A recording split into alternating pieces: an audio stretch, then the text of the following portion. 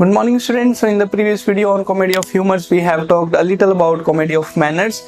In that video we have talked about that comedy of manners is something when a man adopts it from the environment. For instance, the way he fashions himself, the way he clad the clothes, his food habits, his eating habits, his all other habits that he adopts from the environment is something associated with comedy of manners. So as we have already talked about comedy of humors, in this video we are only going to talk about comedy of manners.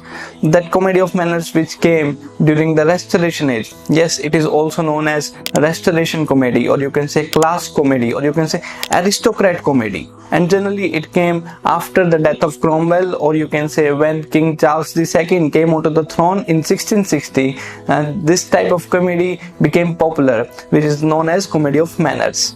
Okay, so in this video we are going to discuss everything which is important from UGC NET perspective in this particular literary movement, comedy of manners. So before beginning this video, if you are someone who is preparing for UGC NET examination or GATE examination in English literature, then don't forget to check out our study material on English literature from our official website limitlessliterature.com. Check the link in the description below to know more about our study material. Now without any further delay, let's continue our discussion on comedy of manners. Okay, so as you know that in 1642 the civil war broke out. Okay, so at that time Puritans were in the power. Yes, King Charles I was still the king, but Puritans' power was much more dominated during 1642. So what they did was they started banning everything which gives the pleasure. For instance, they banned the theaters, they banned the bullfighting, they banned horse riding, they banned bear fighting. They were banning everything which gives pleasure to the people just because they are the Puritans. Yes, Puritans believe that the people are here on this earth just because of their sins. Even Jesus Christ was crucified just because of the sins of the people. So these Puritans started banning everything which is causing the pleasure to the people, because the real purpose of life is to suffer, is to put everything in the name of God, in the name of Jesus. People thought that Puritans are going to bring the change, to bring the revolution in the society. And so they supported the Puritans instead of supporting the King Charles I. But things happened otherwise. Puritans became a sort of torture to the people of Britain. So after the death of Oliver Cromwell in 1558, after 2 years of 1558 came King Charles II. The monarchy restored and a new type of genre came, and that is comedy of manners, which is a reply to the values of Puritans. Now the King Charles II and his supporters were celebrating the life, were enjoying the life, that the life is not to suffer but to enjoy it. So now the theaters are reborn and people started working in the theaters. They started producing the plays, and the very first class, the very first community who started working on the plays was aristocrat.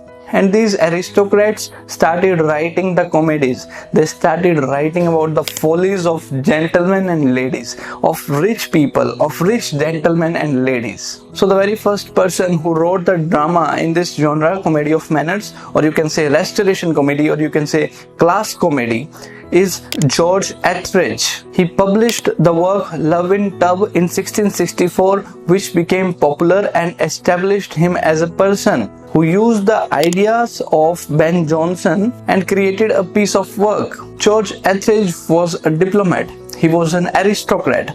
He even married to a woman from a rich family. As we read his plays, we can see the language used is also the refined language, the language of the rich people. And then there was another name, William Wycherley, who too was an aristocrat and married a duchess.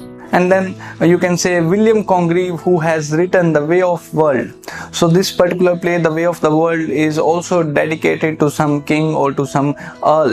So there were mainly 5 writers who were sort of aristocrats, and they were also writing for the aristocrats. These includes George Etherege, William Wycherley, William Congreve, Oliver Goldsmith and Richard Sheridan.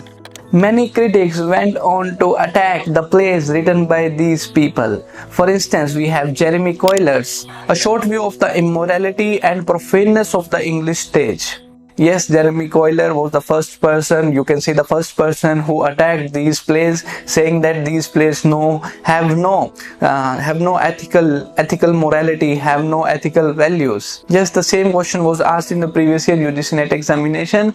The Jeremy Coiler was the first person who attacked comedy of manners, and then we have 17th century writers like Samuel Jonson, who too was against this particular type of writing style.